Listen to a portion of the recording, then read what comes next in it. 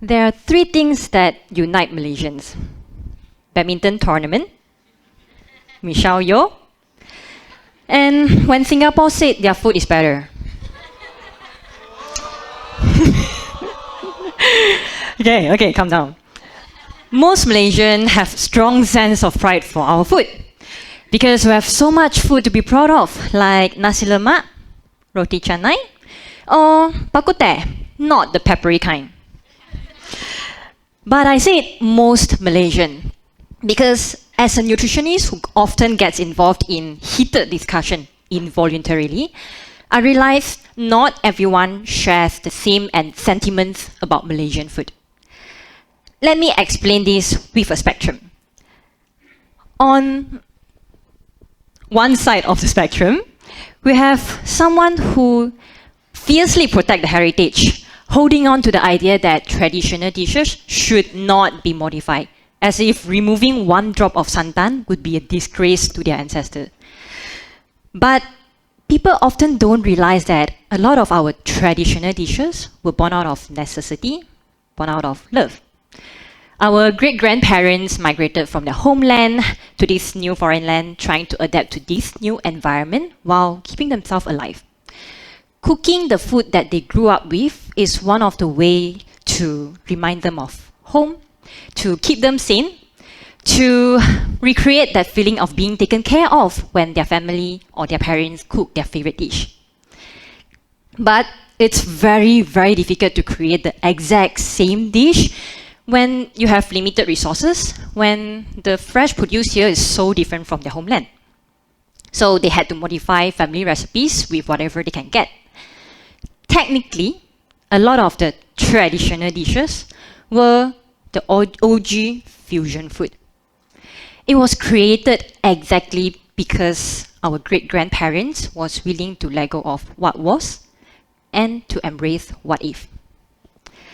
Now, on the other side of the spectrum, we have people who despise Malaysian food because it's unhealthy, because it doesn't fit the stereotypical image of healthy diet. Of course, I'm not delusional. I have to admit that a lot of our local dishes is not the most balanced one. They are carbohydrate forward and they tend to be higher in calories. But I can't help feeling sad when someone demonizes Malaysian food in the name of healthy eating. Food is a big part of our identity. It gives us the sense of belonging. It carries our ancestors' lived experience. It reminds us of our rich cultural history. I don't think it's fair that our diverse food culture is being reduced to one single word, unhealthy. So, I wonder, can we meet somewhere in between? Somewhere that we don't have to stop eating nasi lemak? Somewhere that we can balance both heritage and health? With that in my mind, I would like to share 3 ideas that were born out of love and how you can be part of this movement. The first is love for my loved ones. This is Aaron, my chef boyfriend. He loves his breakfast. He loves his kopitiam breakfast. Having breakfast together in kopitiam as a couple is one of the ways that we spend quality time together. But we all know that the local dishes that are available in kopitiam are not the most balanced one. And so, in between wanting to spend time with him and making sure my breakfast is nutritious and balanced, I came up with a solution. It's bring my own vegetables. Like literally bring my own vegetables to kopitiam to eat with my hor fun soup. Anyone here has done this before? Wait, let me... Okay, not a lot of people raise their hand. Okay. I think we have someone, part of the clan. Okay, but some of you may ask, why vegetables? It's just me being Chinese, because it's so much cheaper to bring my own vegetables compared to paying extra to order extra vegetables in kopitiam. And it's also way more difficult to get enough vegetables when we are eating out in Malaysia compared to getting enough protein or getting enough carbs. Whenever I bring my own vegetables or fruits to kopitiam, I make it a point to take a photo, post it on Instagram story.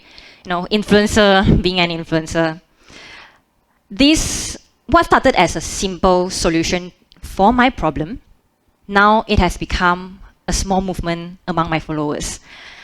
My followers started to bring their own vegetables, bring their cut fruits, their kimchi, their salad to kopitiam to eat with their local food. And these stories from my followers give me an idea. What if I create something physical to amplify this movement further? It has to be something that solidifies the habit of bring your own vegetables. So one of the ways to build a habit is to make it easy and make it desirable. Naturally, the first thought that came into my mind is to have a food container for BYOV movement. But definitely not the one that your mother will kill you for leaving it at school. I wanted it to be more fun and distinctive. I want the people who bring their own vegetables to kopitiam to feel proud of this action. So the BYOV themed bento box was born. I mean, look at how cute it is, right? Another way to build a habit is to embrace the new identity. I want people who love this movement to have that sense of belonging. I was thinking to have something small, something daily, to remind them that how cool this movement is. So we have BYOV stickers and t-shirt for this purpose, because I want them to wear this identity with pride. Of course, when it comes to habit building, we cannot underestimate the role of community. So we held a BYOV community event to connect the people who love this movement and to teach them the correct serving size of fruits and vegetables. This BYOV movement is a low-hanging fruit, pun intended. It's a small, simple change that everyone can do without making our local food the enemy. So now, I have the first task for you for today. Next week, I want you to bring your own vegetables to one of your eat-out meal. You can bring cut vegetables, cut fruits, cut cucumber, cut cherry tomatoes, or that sad salad that's sitting in your fridge drawer that's almost dying. Bring that out, bring that to your local food meal. You can take a photo and post it online if you want. This simple action of bring your own vegetables will help you to approach local food from the lens and angle of at Norwich Street. But of course, your simple Instagram story would also help us to amplify this movement further. Now, the second love, which is the love for our cultural food. This love came to me rather recently, I have to admit. I didn't grow up being exposed to different cuisines from different cultures. I went to Chinese primary school and secondary school. I speak Mandarin most of the time throughout my formative years. And I lived in a neighborhood with mainly Chinese. I basically lived in my Ching Chong bubble. It was, my first exposure to different cultures was back in my university during when I was a nutrition student. It was a local university, so I was exposed to Malay culture. But the 20-year-old Zhiling decided to post this image online. And after her nasi campur lunch at university cafeteria. I was the exact person who demonizes Malaysian food just because it doesn't fit the stereotypical image of healthy diet. It was my time as a recipe developer for a cooking machine that helped me widen my perspective on local food. I was being tasked to develop recipes, of course, as a recipe developer, not a nutritionist. So this change of roles helped me to approach our local fruit from the lens of curiosity, not scrutiny. It helps me to understand which ingredients are irreplaceable, which steps are modifiable. And my love towards local food grows stronger and stronger. I became a foodie to a point where I created a separated account just to record my experience of eating out in Malaysia. And I have a question to ask all of you. Anyone here has tattoo? Oh, not much. Okay. Oh, wow. Not a lot of people. Okay. For those who have tattoos, do you have food tattoos on your body? Except Chef Erin. Not much. So I bet I am the only one, except Chef Erin, to have food tattoos on my body. That's how passionate I am for our local food. So on right side of my ankle, it is a banh mi. Yes, I love banh mi. I love banh mi a lot. It's a banh mi which represents my Hakka root and also to represent my father.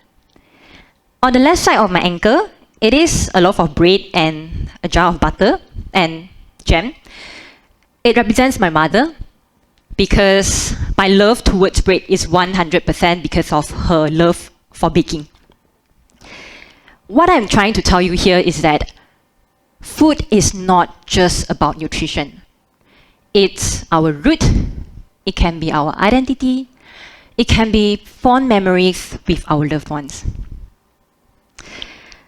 My passion and love for our local food lays a foundation for my social media content. So as a Malaysian nutritionist, I started to shed light on local vegetables like chayote, bayam or cabbages because healthy eating is not just kale and broccoli. I also talk about tips on making healthier choices in local eateries like Mamak Store, Dim Sum Place or Banana Leaf Rice Restaurant because healthy diet can include all of this. I do also explore some local known dishes, lesser known dishes like khao jam and umai to help Malaysians to realize that there are some local dishes that are already quite balanced to begin with. Of course, I'm not doing this alone. There are a lot of Malaysian nutritionists and dietitians have the same mission and vision as me. Each and every one of us is using our unique voice and experience to remind all Malaysians that we don't have to choose between heritage and health. With this in my mind, I would like to give you a second task. Next time when someone said, "Ayah, Malaysian food is so unhealthy, stop eating Malaysian food lah," I want you to invite them for a conversation. Be curious about their thoughts. Ask them, why do you think so? Can you care to elaborate? Which dish do you think is unhealthy? And then continue to have the discussion with them on how to modify that particular dish into a more balanced and nutritious one. Continue to have discussion on how can we let go of what was and embrace what if. This, we might never know, but this simple conversation might eventually lead to a shift in Malaysian food culture. Now, the last thing, which is being here today. This is born out of the love for you. I'm going to do this with a love letter for every single one of you. Hi. First of all, thank you for coming to my TEDx talk. I can finally use this sentence for real. Now, I have a gentle reminder for every single one of you. When it comes to health, there is no cut and dried answer. It's not all or nothing. For 99% of the time, the choices we make exist on a spectrum. But if you are struggling to navigate between these two extremes, I hear you. You are not alone. All of us are in this lifelong journey together. My advice is, start small. Just pick one thing to focus on for the next 30 days. It can be bringing your own vegetables once a week. It can be asking for kurang manis if you love sugary drinks. It can be ordering kuah asing for your roti canai, or be mindful of your soup drinking for your bak kut teh, not the peppery kind. Or it can be as simple as a mindset shift, like seeing our local food through curiosity, not judgment, not obsession. But I have to warn you though, you might receive some weird stares and teasing from your colleagues and families. Like, wow, are you trying to lose weight? Why you eat so healthy? Or why suddenly eat so healthy? It doesn't look like you. Or wow, eat so many vegetables, you eat like a cow now. I know it's uncomfortable, but don't be defeated by it. Keep doing what you're going to do.